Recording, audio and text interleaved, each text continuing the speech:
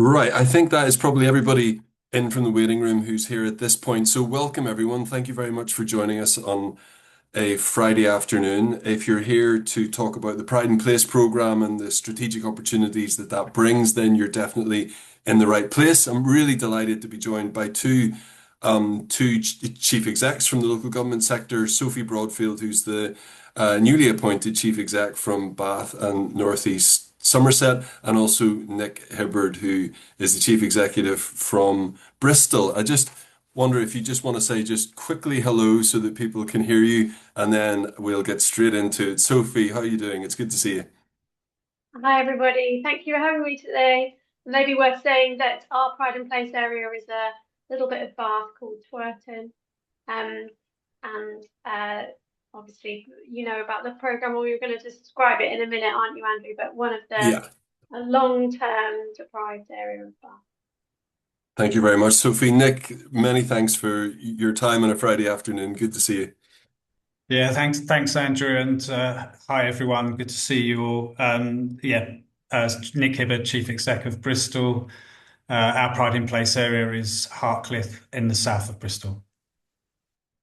Brilliant, thank you. So, for those of you listening who maybe don't know exactly what the Pride in Place program is, it is the government's flagship communities program, and it provides long-term support to up to 284, I think it is now, of the most in-need neighbourhoods and communities.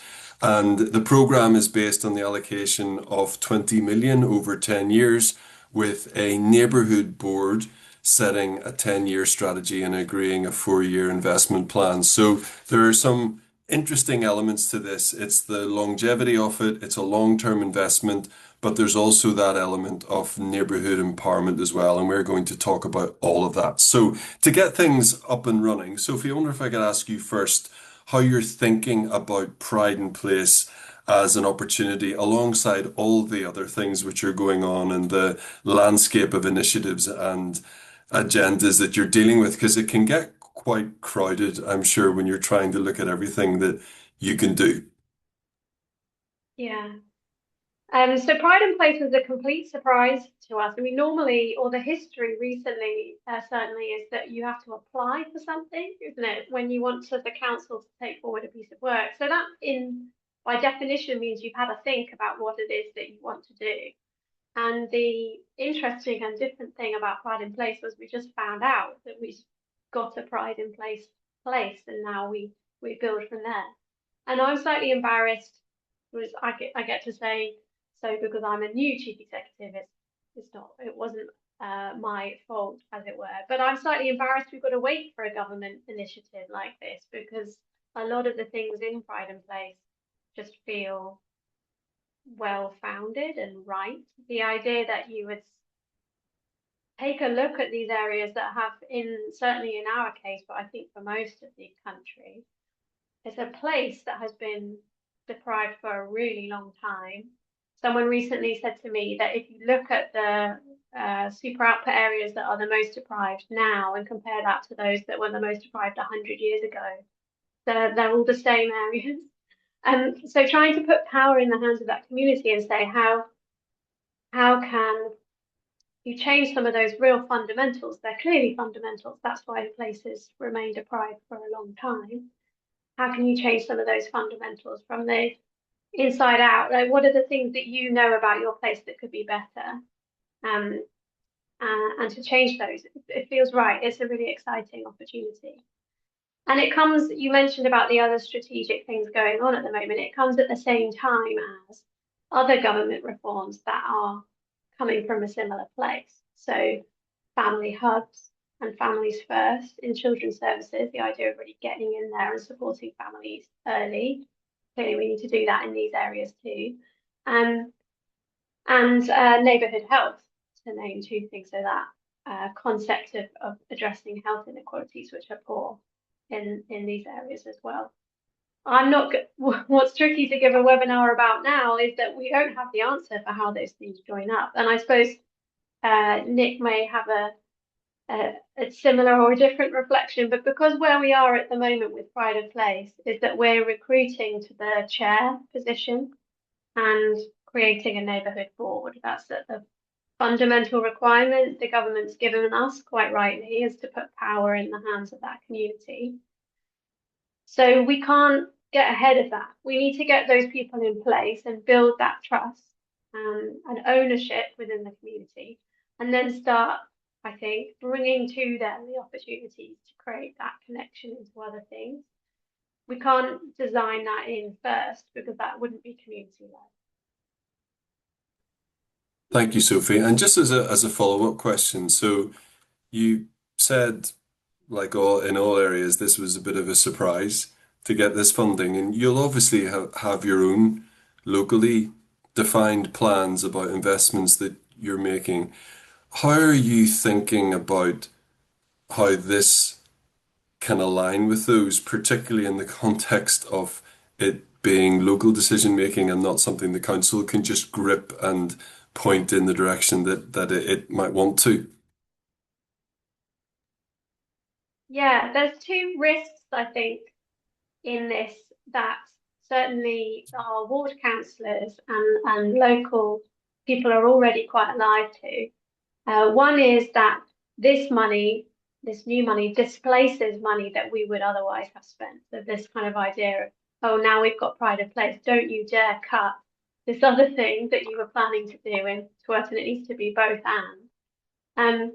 And the other is that looking forward, we might now not decide to make an investment in Twerton because we don't need to, because we have pride in place. Will that put us to the back of the queue now and we don't get the investment that we need to get? So we've had to do quite a lot already to reassure and say it's both and. There will need to continue to be council investment in all sorts of things that we were planning to do in Twerton, and we need to see this opportunity of adding to it. But having said that, I would also be clear that we didn't have anything of this scale. 2 million a year for 10 years is a lot of money for the council to spend in one ward, effectively one ward. That's sort of the size that we're talking about. So this is also wildly beyond our dreams in terms of an ability to actually do something. It's not we'll come to this, I'm sure. It's not enough money on its own to change anything substantially, but it's absolutely a lot of money to seed fund change. Yeah. Thank you, Sophie. And Nick, just the same questions to you. And just before I bring you in, just to what I should have said at the start was that if anybody listening wants to put questions into the Q&A function, you can do that. And I will do my best to try and get to as many of those as I can. But Nick, how are you thinking about this strategically, as it were, and aligning it with other things that you maybe already had in the pipeline? Yeah, thanks, Andrew. And similarly to Sophie and to Baines, the Pride in Place programme did come as a surprise to Bristol as well, but perhaps not a surprise that the announcement was focused and targeted the funding at Hartcliffe. So Hartcliffe being our most deprived neighbourhood in the city, with parts of the neighbourhood within the 1% most deprived areas within the country in terms of some of the super output areas within Hartcliffe.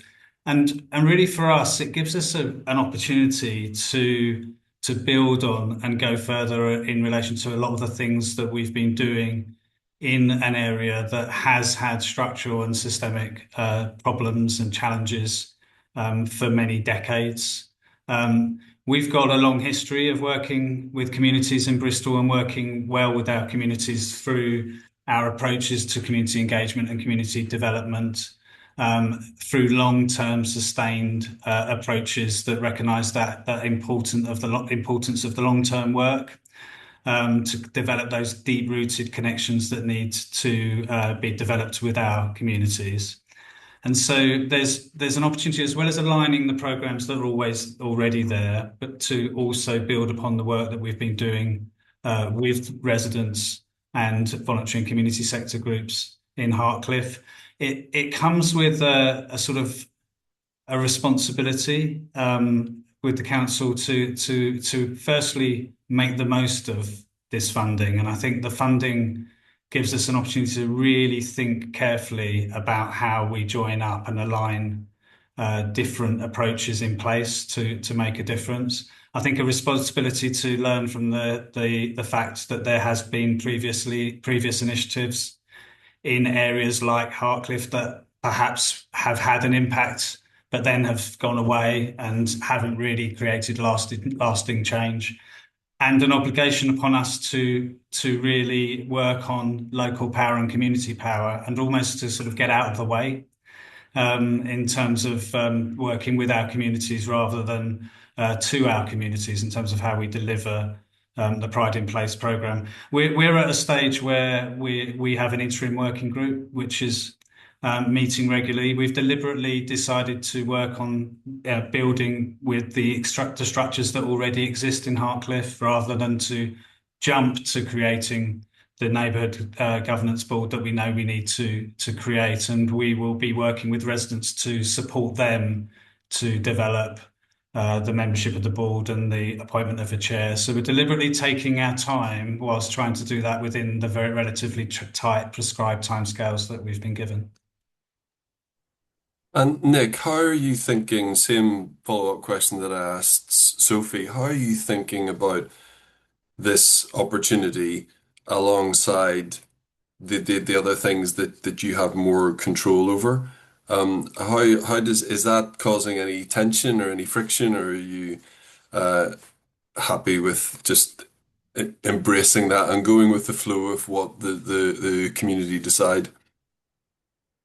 It's not so much attention, but it does involve, we've been doing a lot of mapping and connecting Yeah. different initiatives, both looking at, as Sophie said, the national programmes that are taking place in Hartcliffe and within Hartcliffe. So like Sophie, we've got neighbourhood health implementation programme in the area. We've got family hubs, youth future hubs, the youth guarantee trailblazer, all happening at a national level, but applied locally.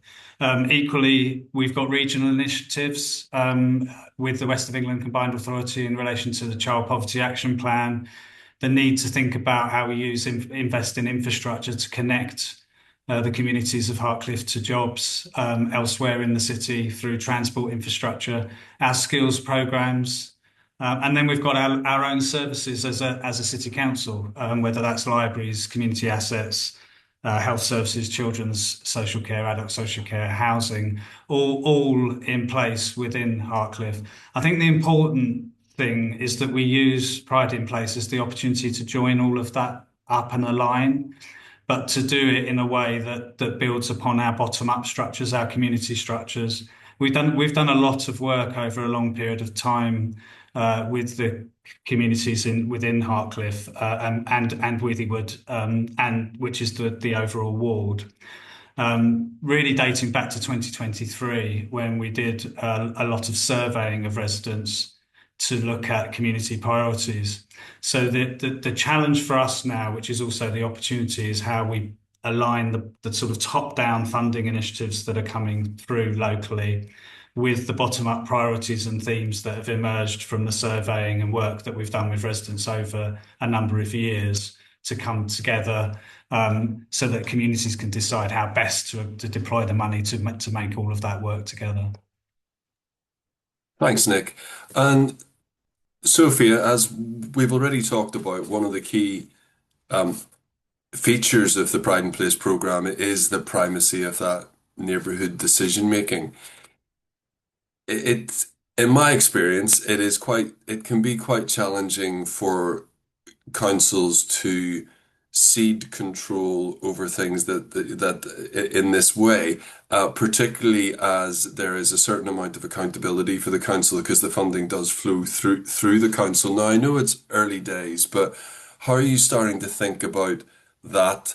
But not so much from a technical perspective. We know that there'll be a neighbourhood board and the council will act as the kind of accountable body essentially. But culturally, maybe how are you thinking about that and getting your team comfortable with that? So I think, have some good foundations to build on. One of the changes we've gone through in Bath and North East Somerset Council over the last few years is to reshape some of our project teams that were doing specific funded work in places out of the silos of I'm a nature project, or I'm a transport project, or I'm a regen project, and into place teams. So we've got a Bath team, and we've also got teams for our other places in North East Somerset. So that started some of the work in terms of a relationship with a community that isn't based on funding to do a specific thing for a period of time. We try and do that bit behind the scenes so that that's not as visible, and you have the consistency of a person who builds the relationships, or people who build the relationship. So the team that we've been able to build on to start the work with the community on Pride in Place was already there. We're talking about one person, so let's not overstate it, and already had some of those relationships in the place.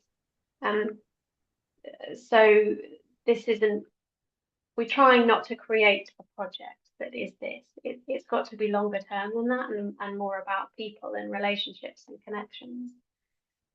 Then in terms of the culture of the way that we create this board, I mean, it's incredibly difficult. We'll have to, the proof will be in the pudding. One of the things we've decided to do is to, I'm going to be on the panel to recruit the chair, because we think as an accountable body for the money, it's important that the council is involved in the recruitment of the chair.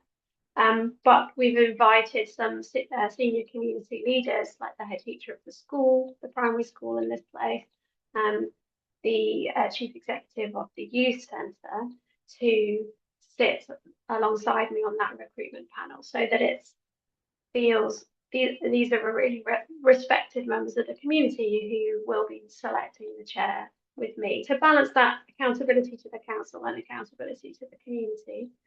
And we've decided to pay the chair, because I think it's important to generate a diversity of applications, that people's time is respected and that it deserves to be paid. There was quite a lot of debate about that, because some people feel that that commercializes something that should be more about a voluntary contribution to your community. But that's the way that we've decided to go.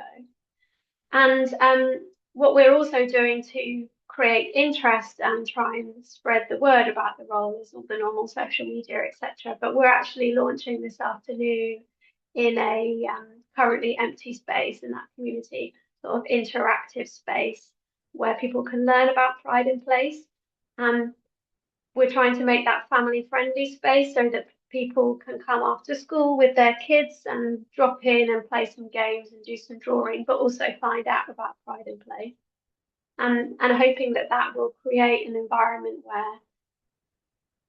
where different groups of people feel able to put their names forward to be on the board.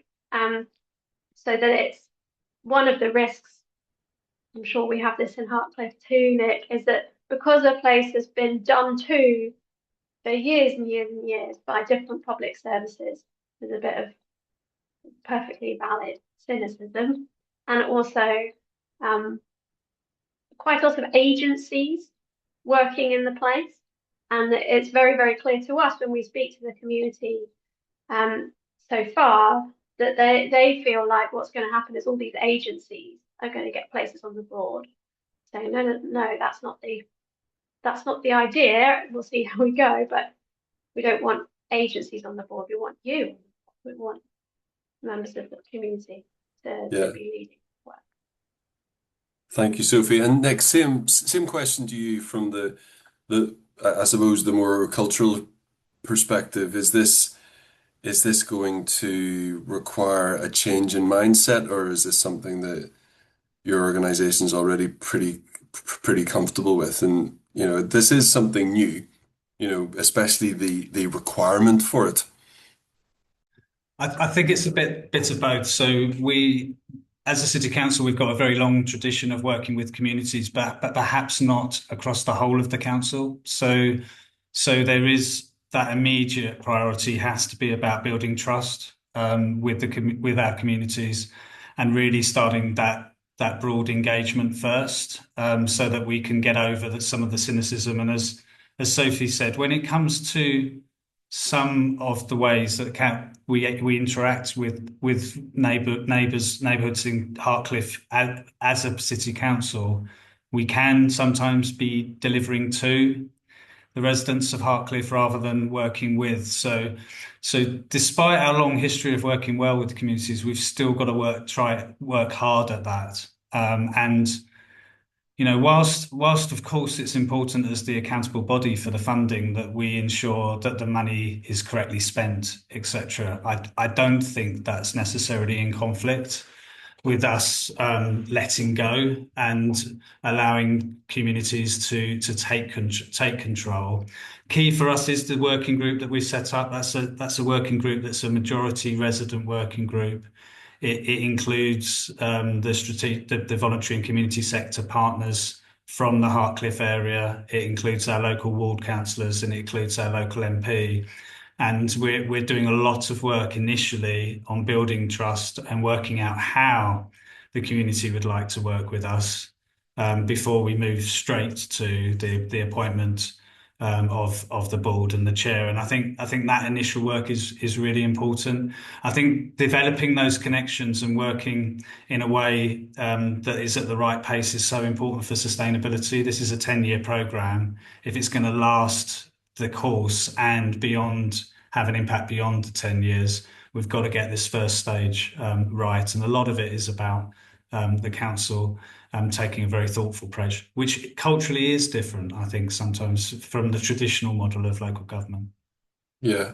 And Nick, I'm just going to combine a question I had with one that's come in, which is to do with the longevity of this. So it's over a decade, and my question was around how do you ensure that something running for 10 years remains relevant and can make the adjustments over that period of time as the world changes? And then a really good question which has come in is about when you think forward to 10 years in the future, what would success look and feel like for you? And Sophie, I'll come to you after to ask you the same question. I mean, I think they're really good questions, but I would also say that they're really challenging questions to answer at such an early Yeah. stage in a program. And perhaps if we knew immediately the answers, then we probably are getting it wrong before we've started, because we would be jumping to solutions without engaging communities in working on those solutions, or and without involving them in the priorities that they have for their communities and their neighbourhoods.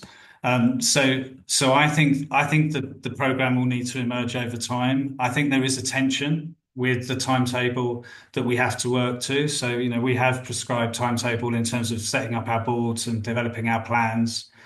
But at the same time, if we move too quickly, I think we won't be able to flex as the year goes on, or as the 10 years goes on.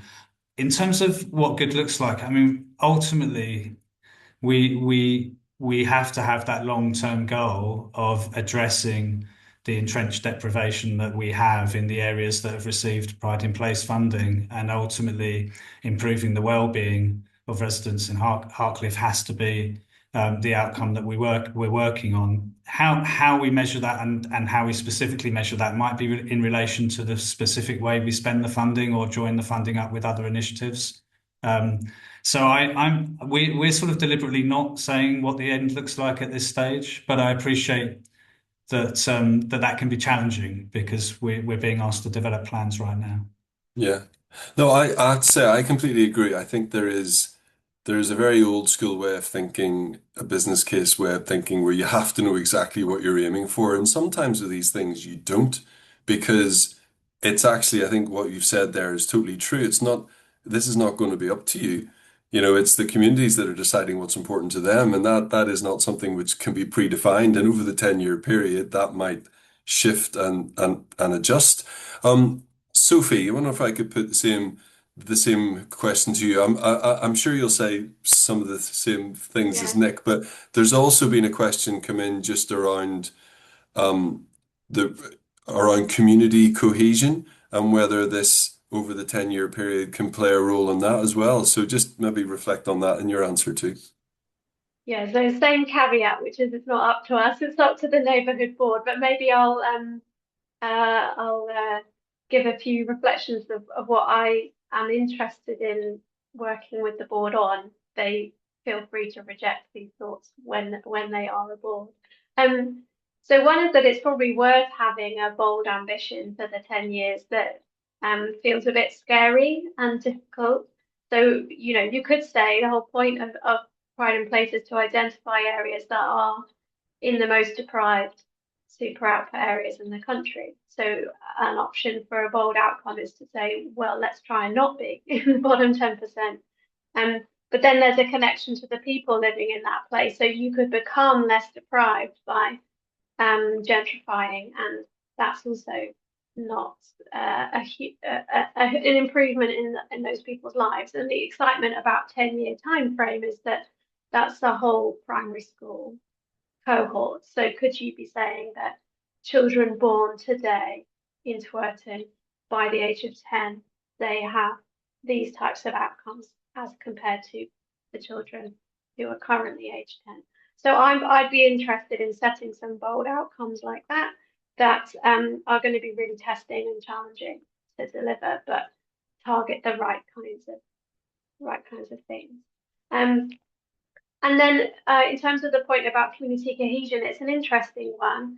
I think in a place like Bath, there's a really obvious disparity between communities that are wealthy and well-resourced and communities like Twerton that have been identified for Pride in Place. And I see communities in other parts of Bath that know what they want and have the time and resources to invest in what they want and therefore achieve the things that they want to achieve in their place. I mean, in terms of investment and improvement and quality of life.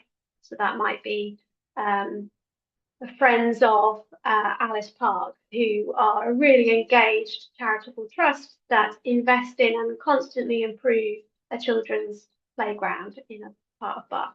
Now, that kind of thing doesn't happen at the moment in Twerton because people don't have the resources to do that. They don't have the time. They're dealing with other things, to be honest, than volunteering in their local playground. So there's similarly an aspiration behind this programme to try and create some of that social connection and time and resource so that it's not up to the council to improve things. It's up to, in a positive way, the community itself, and that control is there. And I think one of the things that we've learned from looking at other big local areas that have been successful, and Lawrence Weston is an example of this in the Bristol area, is that the investment that community made through the big local programme has been in assets that generate income. So they've got a wind turbine for that community. And that income can sustain then this kind of social action beyond the life of the project, and it can snowball. And that's potentially the really exciting thing here is can we use this initial money to create a long-term revenue stream for this community? Thanks, Sophie. There's been a few questions coming in which I think have been partially addressed, but Nick, just want to give you a chance to reflect on these. There's a couple that are quite focused on the breadth of involvement. So just making sure that residents' voices are heard right from the start, the involvement of particularly young people in it as well. Now, I suppose it's very early days, just to say to people listening as well. But do you have any reflections on how to make sure that in 5-10 years time you look back and think, right, the right people were involved right from the start? And I know you've got this interim working group in operation, but just a reflection on that would be good. Yeah, and I think for us it's also building on a lot of the broad involvement that we've already been doing over a number of years. So I mentioned just earlier about the Ignite plan work that we've been doing since 2023. So what that involved was working with a whole number of residents and community activists, having discussions on what makes a good community and what makes a bad community, and then looking at those ideas and shaping them into a survey. That survey had 9 themes across it, and it covered themes around parks and green spaces, employment and education, housing and streets, traffic and transport, community safety, health and well-being, community facilities, economy, and then research and boundaries. And we, through that work, the community surveyed hundreds, around about 800 residents within the Hartcliffe community, and that's given us really rich data and insight about the kinds of things that Hartcliffe residents would like to see in their community. So we have that sort of foundation of engagement, and we need to continue that breadth of engagement, I think, led by the residents on the working group at the moment that will become the governance board. And it's that longer term engagement that's really important. And so, I mean, as Sophie reflected on, just an example, when you're doing long-term work in terms of Ambition Lawrence Weston, that what's happened there through long-term engagement and work with communities, the community has then been able to generate revenue from their wind turbine. So in a way, that is proper community wealth building, where the revenue comes back. But the lesson from there is that it takes a long time to get to that point, and so that long-term sustained engagement with a broad number of residents, led by a core group, is probably the way to go. And recognizing that when you get there, you can then have a situation where you've got a community that's generating its own revenue stream. And Nick, there's a question in about whether you have an investment model or principles. But the way I'd like to phrase this, or to get you to answer it, is about how do you ensure that this opportunity from central government, that you kind of use that as a catalyst and that it creates additionality in your Pride and Place area as well. How are you thinking about that? Because that is, whilst the control over the Pride and Place funding would be with the Neighbourhood Board, you've got an opportunity as a council to kind of get more investment in on the back of it. Yeah, I mean that's the real opportunity. So whilst 20 million pounds is a lot of money, you could also argue that it's not that much in terms of, especially over 10 years. Yeah, 2 million a year over 10 years is not significant. But when you add it to the rest of the investment that goes into Hartcliffe through the programs that we were describing earlier, then it is significant. Plus, on top of that, all of the core service delivery that happens delivered by the City Council. So we're doing some work at the moment, just grappling with this through what we call our prevention focus, so our neighbourhood prevention model, and that's exploring how do we deliver alignment of services and outcomes through a more prevention, early intervention approach to how the City Council works. And that fundamentally for us is about how we work with our many communities at a more local level. It's not easy work, and we're probably, just as we're in the early stages with the Pride in Place programme, we're in the early stages of developing the sort of case for this work.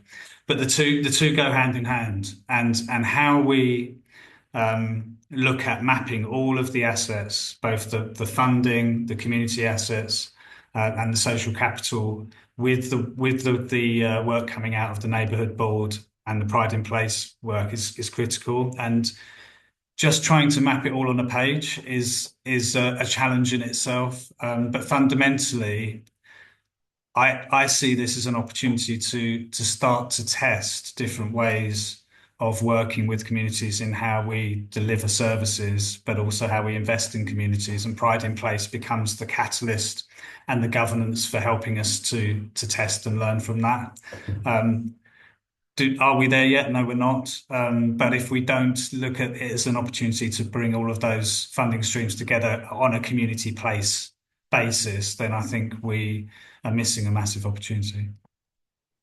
Thank you very much, Nick. And Sophie, I know we've spent a bit of time recently talking about, broader public service reform at a neighbourhood level, but just um, both of those questions really using the funding as a catalyst for other things that the council want to do, and then also the is this a catalyst for not just further investment but broader reform in how you operate as a council?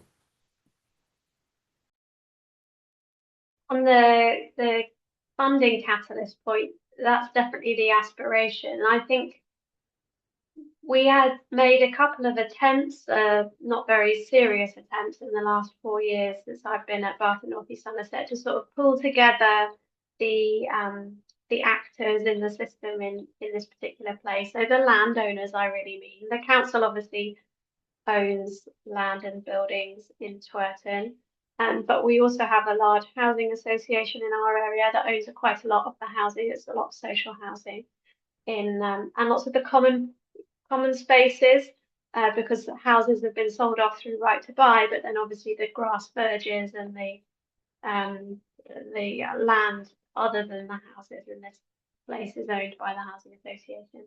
And we've got Bath City Football Club. It is a big anchor in Twerton. It's a physical site in the middle of the place. And quite a lot of students now live in Twerton because it's cheaper housing. And so the university in Bath, Bath Spa University, is a critical anchor too. So taking all these institutions, we would be inclined in a normal course of business to potentially sell off assets to get the biggest capital receipt and for individual decisions to be taken separately. But what I think this opportunity gives us is to um, sort of service the board, this neighbourhood board, by saying, here we all are, we have this stuff in your place. How do you want to guide? How does it get developed? And so the £20 million becomes the glue that pays for the capacity to think about that.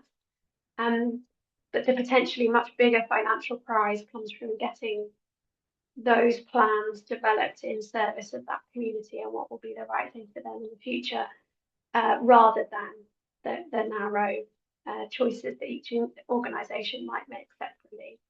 And so then to your point about what do we learn for public service reform more widely, I'm really interested in, I don't feel like we need a £20 million allocation from government to take that approach to work in partnership with the community. Setting up a neighbourhood board and having a chair is not in and of itself expensive or difficult. And that's why I said at the beginning, I'm a bit embarrassed that we've had to be pushed into this by Pride in Place. I sort of think we should have been able to do this anyway. It sounds like Nick was a step ahead in Hartcliffe. And therefore, we will get our heads around what we're doing through Pride in Place in Twerton. But I would like to then say, well, what is the kernel of this that might be useful in our next group of places that aren't as deprived but are still struggling, and stop it being about a government programme and start it being about us and what we want in our community. Thanks, Sophie. There's a good question which is referring to a point that you made earlier about some of the most deprived areas are broadly the same as 100 years ago, and many government and council programs have tried to adjust that. But the person asking the question says that that's quite a sobering thing. And I suppose from your perspectives as leaders, both when you engage with your own staff teams and also communities, how do you set the right balance between being ambitious and being realistic about what can be achieved? And Sophie, I know that you're new in post and are naturally ambitious person and optimistic person for what can be achieved. But how do you make sure that you're getting the realism into that as well, I suppose? I think I'm going to say that I'm not very good at realism at this point in my career. I much prefer to be optimistic and ambitious. I quite often say to staff and indeed to politicians, sure, those are the things that might be difficult about this, but we definitely won't achieve it if we don't try. So, it's starting with that ambition. Well, what if we tried to support this community to not be a deprived place in 10 years' time? Feels to me like the only place to start. But I appreciate that others who've worked in local government for longer than me have probably a greater taste of realism, and my bubbly optimism can be unhelpful when people say, look, there are more important things to me right now than dreaming about things that are never going to happen, and that may certainly be part of the interaction we have with some members of the community. I don't think you get anywhere unless you try. So I would much rather be trying than saying it's not going to work. No, I personally agree. I'm actually quite a big believer in the power of visualization and imagine, the power of thought and imagining how things could be and, pursuing that. And I think nothing ventured, nothing gained. But there is, Nick, there is a bit of sort of just realism needed as well. But the optimism is so important, isn't it? I think so, absolutely. I mean, whilst I've been in local government for a long time, I haven't been in Bristol for that long. And one of the things that struck me when I arrived here a year ago was the level of inequity in the city, particularly when you look at the south of the city, and particularly given that Bristol is a relatively successful place with a relatively productive economy. It therefore the challenge can be sometimes that people say, yeah, but we've tried that. So we've tried to address the problems in Hartcliffe and the problems in South Bristol. But for me, being new, I have that to the city. I have that sort of naivety in terms of wanting the ambition for the place and wanting to not accept that because initiatives may have come and gone in the past, that we shouldn't continue and renew that ambition for the place and for our young people. As Sophie said, 10 years can take a young person from early years into into secondary school, and can make a massive difference to a young person's life. So yes, we have to be pragmatic about how we achieve things, how we pick our opportunities, how we work with communities. But ultimately, I don't think we should limit ambition, and we absolutely have a responsibility to try and make things work. Key to that, I just thought, Andrew, there's been a couple of questions about engagement with young people, given that this is a 10-year programme, and so it's a couple of things that we're doing. I mean, firstly, we've got 2 school-age young people on the working group. So from the outset, to ensure that there's some representation of young people, so they're sort of year 10, GCSE age young people on the working group. We also will be opening a youth zone in the south of Bristol, which is a new state-of-the-art youth facility in South Bristol in the summer, which is massively exciting, but it will gives us a focal point for engaging with young people through the programme. So that will give us an opportunity to do so. I think when you're doing long-term programmes like this, engaging with young people is going to be critical. Yeah.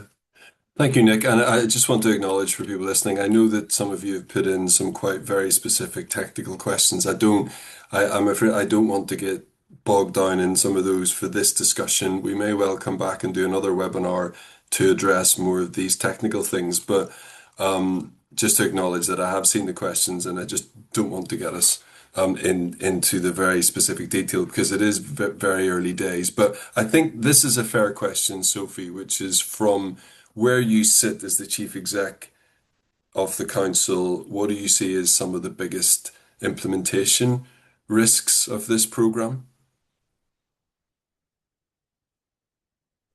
So getting the right people on the board with the legitimacy. So there's legitimacy in all different directions that we're managing at the moment with ward councillors who are already representatives of their community, with the MP who's a representative of the community and expected to be involved, and with existing networks of people and charities and voluntary sector organisations working in place.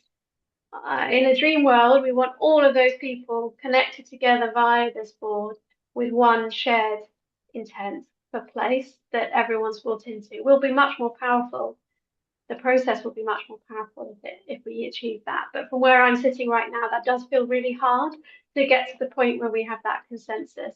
And it's been challenging so far, even to get to where we are today. So I'm not naive that that's going to be pretty difficult. And then how do you ask a group of people who may never have done something like this before, in sort of citizens' assemblies type work, to then decide how to spend £20 million? I mean, that's difficult. So we expect to need to work with that group to build their understanding of what's possible. We'll need to give professional advice or help them access that advice from other sources if they don't want to get it from the council. So that includes the experience of other places that have already done this. Because it would be very easy to think, well, the thing I want to spend this money on is fixing this graffitied wall or improving the playground equipment.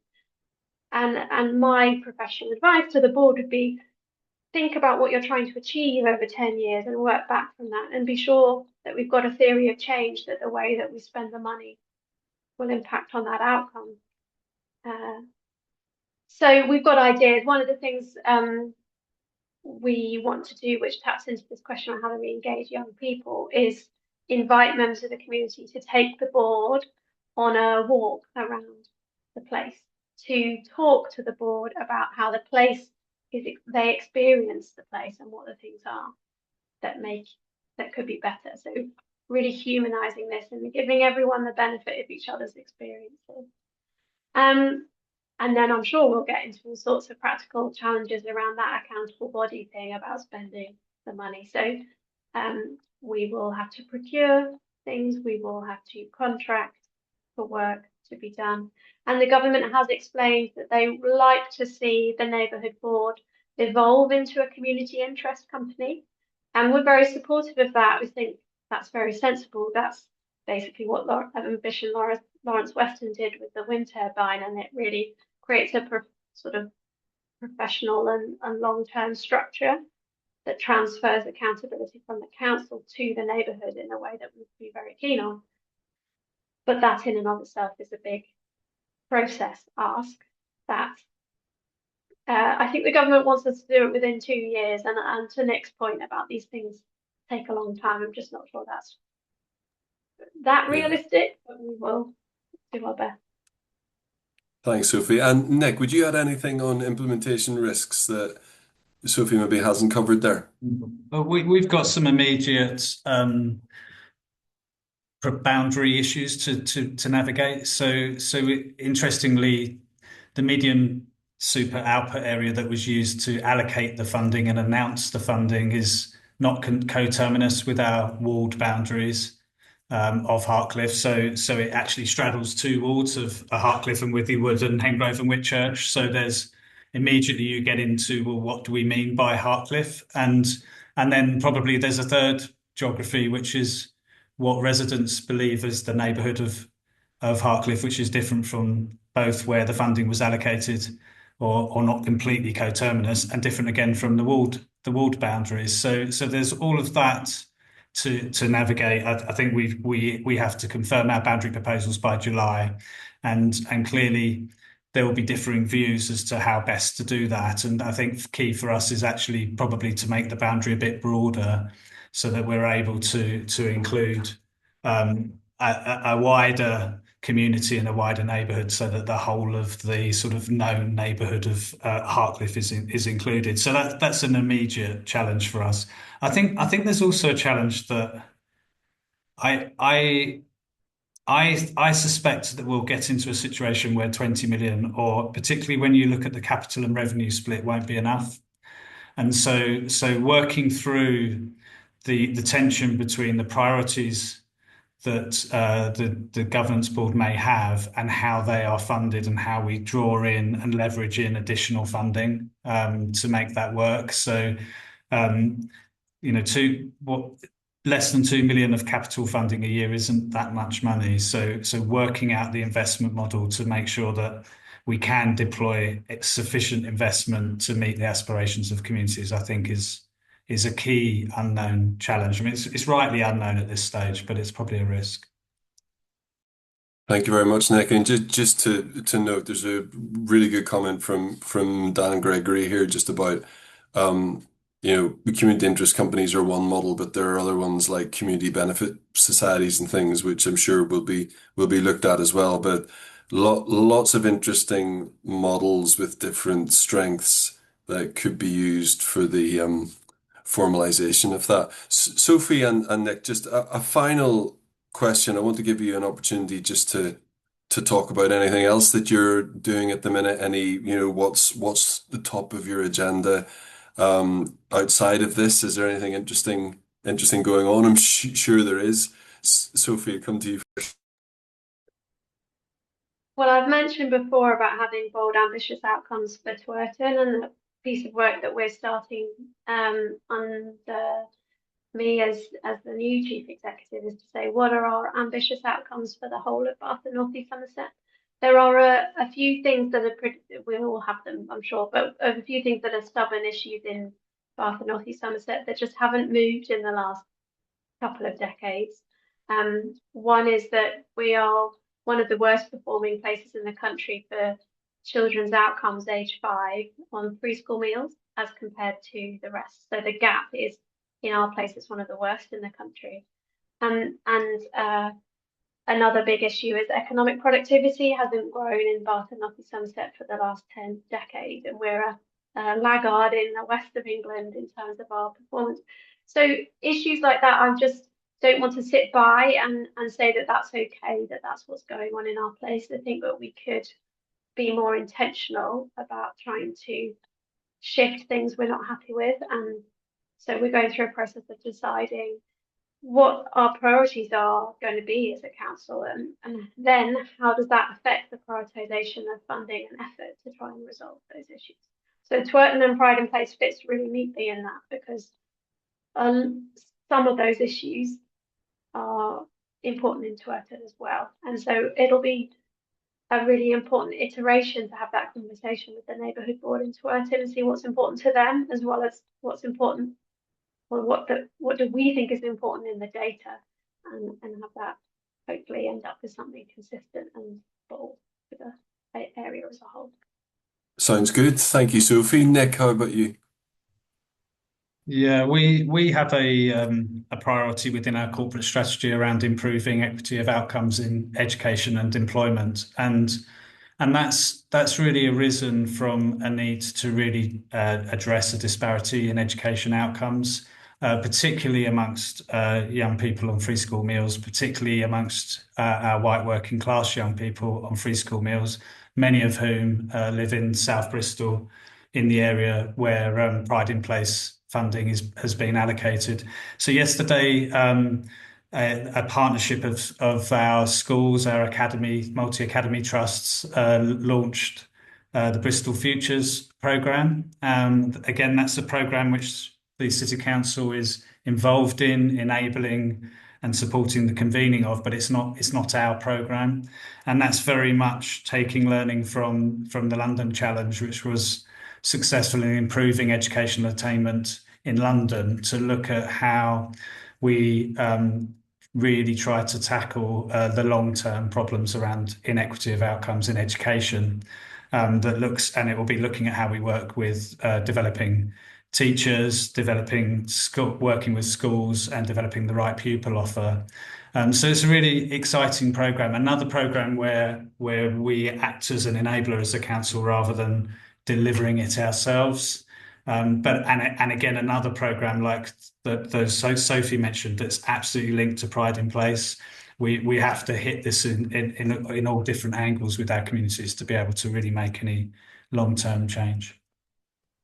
Thank you very much, Nick. And I love that ambition of the council not just being a deliverer of services, but being an enabler for the entire place. And I know that that's an ambition you have as well, Sophie. So that I'm going to draw us to a close to give people a bit of time in case they have a 3 o'clock. My colleague Mark has bravely offered to get back to people who had more technical questions in the chat. So watch out for those. I couldn't answer them, so I didn't want to put us in the spot on this call. But we will do our best to try and answer those questions. As always with our webinars, we'll follow up with everybody who registered with a link to the recording. And all that is left for me to do is to thank Sophie and Nick for taking the time to have this discussion with us on a Friday afternoon, and for everybody watching as well, have a really good weekend. So goodbye, everyone. Thank you. Thanks, everyone.